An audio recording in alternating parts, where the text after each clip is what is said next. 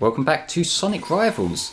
In this part we're going to start off with the Sky Park Zone level. And Sky Park, it is basically just the casino level of this game. Which I know every game's got to have one for some reason, because like I was complaining about in the last part, we've got to have a bit of trope pandering. Because trope pandering makes video games go round. Or something like that. But this one, I say the casino level, it seems to be mixing the general casino tropes with a bit of, you know, like theme park sort of vibe. Bit casino, carnival, theme park. Like there's a few structures that are very much like a roller coaster sort of thing. Like maybe, they actually look sort of like the Roller Coaster Tycoon wooden roller coasters. And that's just because I spent a lot of time as a child just screwing around with Roller Coaster Tycoon, which is a really fun game. But nevertheless, this is, as far as levels go, gameplay wise, it's got a few annoying sections which we'll get to. They'll make themselves quite obvious. Not so much in this act, I don't remember, but definitely throughout. And this is an annoying part because you instinctively press X to them sections just because you do. But then it just fires you into a spring, fires you back, and I don't like stuff like that. It just sort of gets on my nerves a little bit. But that kind of is Sonic Rivals in a nutshell. It just gets on my nerves a little bit, to be quite honest there. And yes, we are getting held back by a giant red teddy bear. Good stuff, game. I honestly can't remember the plot reason why these two are running, but it doesn't really matter because this plot doesn't really matter at all. But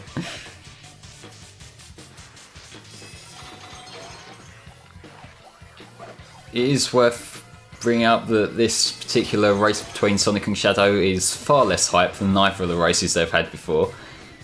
Because the first, I guess, race, even though it's more of a boss fight, but they're running alongside each other. At the end of Sonic Adventure 2, the main game, when you have the Sonic vs Shadow boss fight, and they're running along in the Space Colony Arc, which looks super cool. There's also one of the missions in Shadow the Hedgehog, where they're back in the Space Colony Arc. And that particular mission, it's kind of annoying depending on which one you're trying to go to, like which objective. Because if you're playing it as a race, like playing it straight as a race, then great. It's a pretty fun level. There's like a few things that you might kill yourself with by accident, you know, springs where there shouldn't be springs, well, more of them sort of warpy panels where there shouldn't be warpy panels, and otherwise it's pretty fun. But if you're going to the mission where you have to lose the race, which is the actual objective of that level, I could really do without that, because I really don't see the fun gameplay in running through a level just as you would, like doing all the platforming, grinding, running, racing, all that, and then getting to the end like a few foot before the goal ring, and then you have to just tap your foot doing absolute fuck all until you get the message show up saying that Sonic's passed, when he hasn't. But when that time limit runs out, and then you can finish the level. Like, it's just, no, that's not how you do races. Come on now. And I think it could have benefited from having a bit of a tighter time limit. I know that's not normally the sort of thing I would say, but at least then it makes it feel like a challenging race rather than either you complete the level as normal and win, or you waste time because you want to do the other mission. But that's part of Shadow the Hedgehog's problem in general, that there's all these missions that sometimes require doing really arbitrary things, and that's just like a problem with the game as a whole.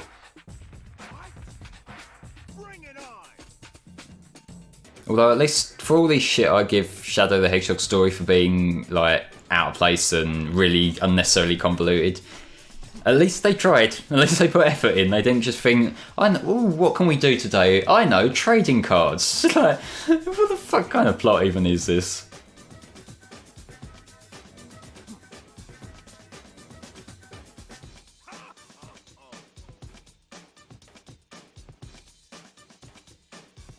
But what this cutscene's leading into, whichever character you happen to be playing as, you'll have a race against Metal Sonic coming up here. And Metal Sonic, he's got a few little things he does, but for the most part he is just another character. He plays like the same as if you're racing Sonic, Shadow, Silver or Knuckles. And in this level in particular, it seems like a sort of inspiration, I guess, for the boss fight against Metal Sonic in Sonic 4 Episode 2. Because that's another one that's set in like a theme park area. There's roller coasters in the background and shit, and you're running along the tracks of roller coasters. It's quite a similarity actually now the more I think about it, that it is like against Metal Sonic in that kind of environment.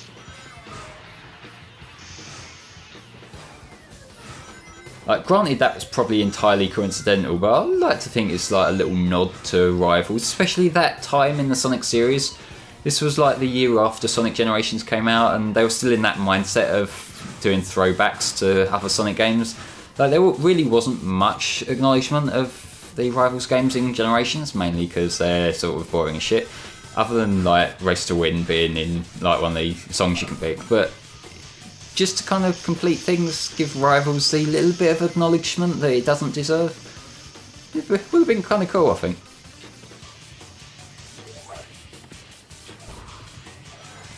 I hate this particular power, this particular item that you can get it, because you're trying to race and you can't see where you're going. I don't like any sort of thing that just makes the game harder to play mechanically.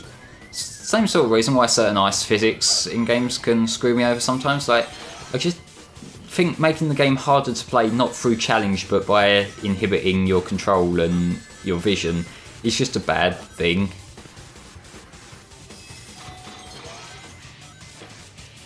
Like, if they were to make the game harder through actual challenge, like maybe adding new enemies, like even the items that just sort of hit you so you stumble and then you have to pick your momentum back up, that's like fair game. That's like the point of having an item.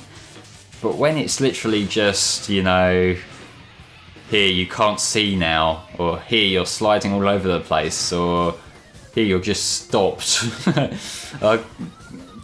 Nah game. I can sort of do without that if you don't mind.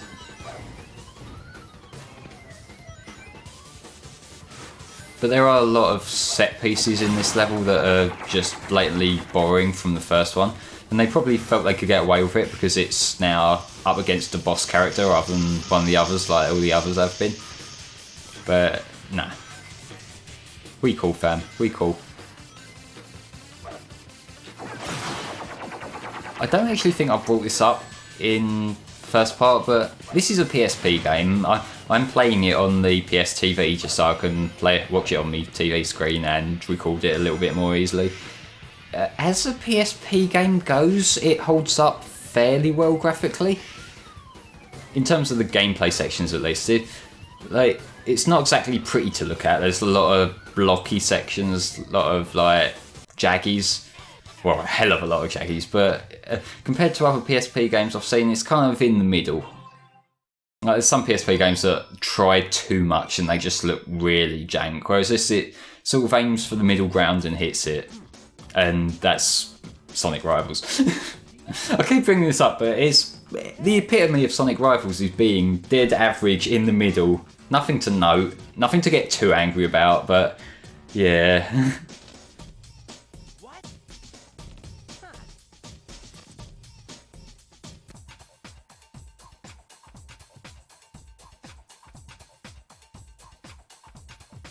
What the? A fake? Yeah, we are sort of getting implications that this is like a fake clone of Knuckles' Angel Island, which sort of links into what's going on overall in the plot. There's like some alternate placement stuff going on. We'll get more into that a little bit later on, but yeah. The thing is, with this level doesn't actually have a boss fight. I mean, I assume they're taking Act 2 being a Metal Sonic race to count as the boss fight for this zone, but it's just, there's no Eggman fight, there's no sort of stop and get 6 hits before the opponent gets 6 hits sort of boss fight, which is a change of pace, and it really does throw off the pacing of the game, because you, by this point in the Sonic series, you're used to do the Axe Fighter boss, now we're just going to go straight onto the next level.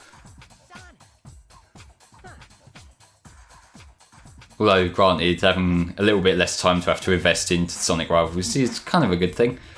And the bosses really aren't that exciting in their own right, so we're not exactly missing much. But this is Crystal Mounting Zone. And it's called Crystal Mountain, but it's the ice level. It's blue, there's snow around it. It's the ice level.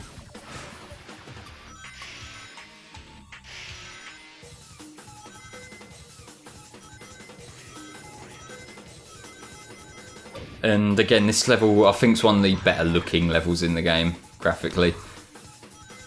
Because ice levels, I find they can go two ways. They either look pretty, like this one does, but especially like things like Cool Age, I guess Ice Cap do in Sonic games, or they just look dull.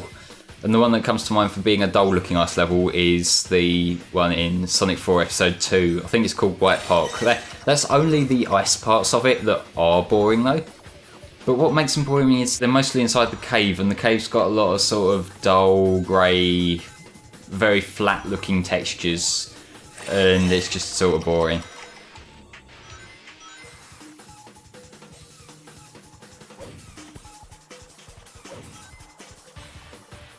I think probably the prettiest I've seen an ice level is Cool Age Night in Unleashed.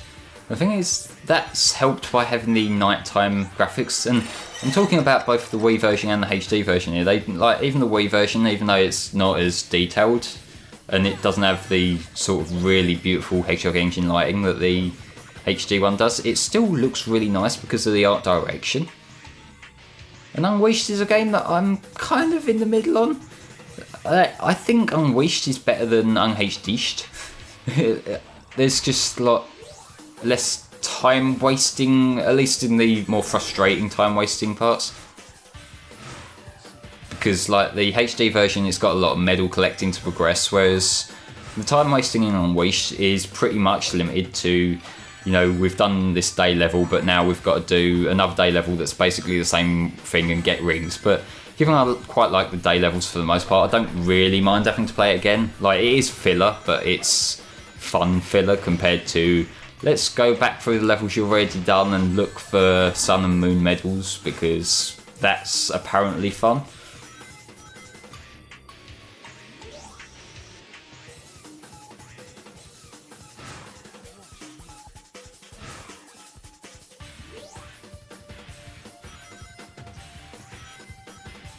I will bring up how underwhelming the soundtrack is for Sonic Rivals, because there's not one of the songs in this soundtrack that I will remember after I finish playing the game. They're all just so bland and uninspired. It's literally just background noise music, and that kind of feels a shame to me. I like having some really fast-paced pumping music for a racing game. If you think of like driving racing games, like the Daytona USA stuff that Jin Snowy did way back, like, you know, the Sons of Angels, that sort of, them sort of jams that are really hype themes to drive around in. And then there's also in the Sonic series, you got the stuff Richard Jakes did for All Stars Racing Transformed, or even the TJ Davis songs from Sonic R, which, like, it doesn't make sense in Sonic, but at least they're fun songs to listen to as you're running around. Because Sonic has had a series of racing games, like not a consistent series of racing games. There've been like more several sub-series. Because there was Sonic Drift on the Game Gear, which is pretty bad. Not gonna lie about that. It's just sort of it does what it needs to do as a racing game on the Game Gear, but it's really not fun. It's really not worth wasting your time for. Then you got Sonic R, which, it's the best ever sing-along karaoke racing game. Like, no one remembers Sonic R for the gameplay, it's entirely for the soundtrack. But later down the line, we had things like Sonic All-Stars Racing, or Sonic and Sega All-Stars Racing on the 360, PS3, and I think there was a Wii. Yeah, there was a Wii version of that. And obviously the sequel to that, All-Stars Racing Transformed. It doesn't surprise me really that we've had that much, given the concept of the series is going fast, although that doesn't explain why quite a lot of those, like namely the Drift series and the All-Stars Racing series, are in carts, because Sonic's a fast runner. They've never said anything about him being a fast driver, but whatevs. Would I mind having another foot racer? I think it could work quite well. Although it is the logical thing, as I say, like to have them running on foot, I think having the kart races works just as well from a gameplay perspective, because All Stars Racing Transformed, if it weren't for Mario Kart, I would love that game a lot more. It's just, it feels like it does certain things differently to Mario Kart. It's not worse than Mario Kart, but because I know Mario Kart inside out, to then go on to another game that's similar but different, it takes a lot of adapting, but that game is a lot of fun if you can put yourself like into the mindset for it, I find. But I should clarify, just in case you somehow haven't worked out, that I just really like kart racer games in general.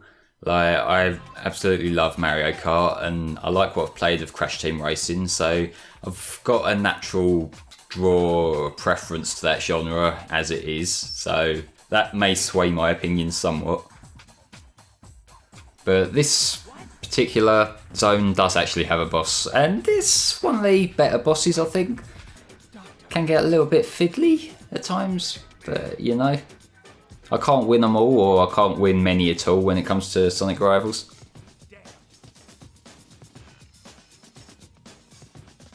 And yeah, I know I'm glancing over these stupid cutscenes quite a lot, but we've just had it confirmed this is Onyx Island, which is a sort of alternate version of Angel Island. If you remember Angel Island, that's where Knuckles lives, from Sonic 3 and Knuckles and Sonic Adventure.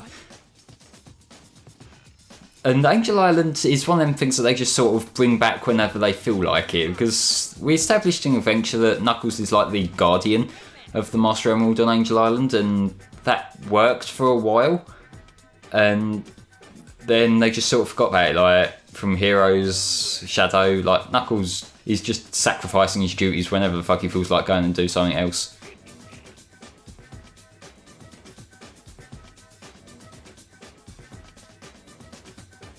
We also saw Eggman Nega brought up in Silver's perspective of this.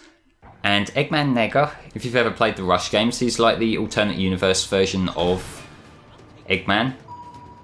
Like, he's from, I think he's called the Soul Dimension, where Blaze comes from in those games. But in this, they've sort of, I guess, retconned it a bit, so that instead of being an alternate universe Eggman, he's actually one of Eggman's descendants from the future. And that's why Silver's after him here, because Silver's come from the future, because Eggman Nega's supposedly doing like shady shit here. But it's changed a lot of things around, and I can't remember the exact release schedules for the Rush games, but I think this game came before Rush Adventure, which seems extra sort of dumb that they then brought him back to being the alternate universe version in Rush Adventure when he came back for that game.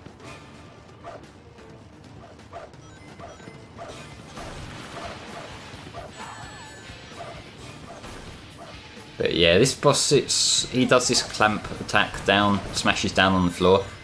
Then he just, like, you have to jump on that, then jump up to him. If you get caught in the middle, it can be really fiddly to get yourself back out, as you saw there. Because although the cockpit and the face of his machine, it's rounded in shape, the model of it, the hitbox seems to be a perfect cube. So even if it looks like you can get back out, you sort of can't, because there's like these invisible parts blocking you, where the hitbox is really weird. Well, not so much hitbox, like what's programmed as a solid object. But that was that particular boss fight. I don't actually know what any of these bosses are called off the top of my head. They've probably got names. I just remember that as like the clamping polar bear sort of boss. Yeah, we got a Devil Doom card, because we know everyone loved the Black Doom characters from Shadow the Hedgehog. Yes, Tails, we saved you.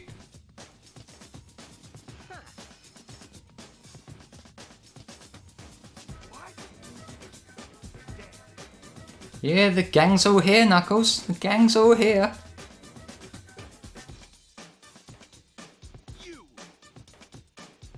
Now, come on, Knuckles, do we really need another confrontation? You're both trying to do the same thing, or at least like save the world and shit. You really don't need to have a lover's brawl every time you meet up with Sonic. It's really achieving nothing, mate, you know?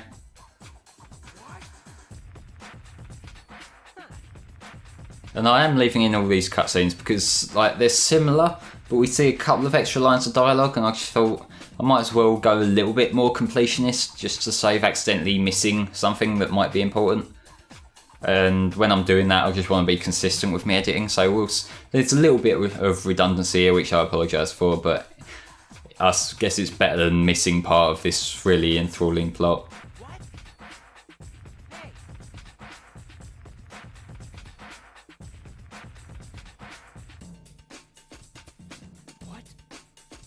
Would the real Dr. Eggman please stand up?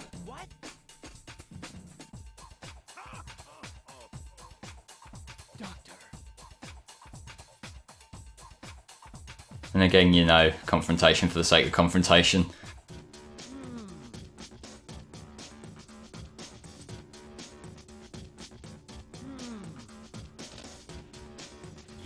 Essentially what's going on here is that Silver's got the suspicion that Eggman is actually Eggman Negra taking on the form of regular Eggman. But it's a little bit convoluted, I guess. It's not really that important in the grand scheme of things because, you know, it's always going to result in let's have another race.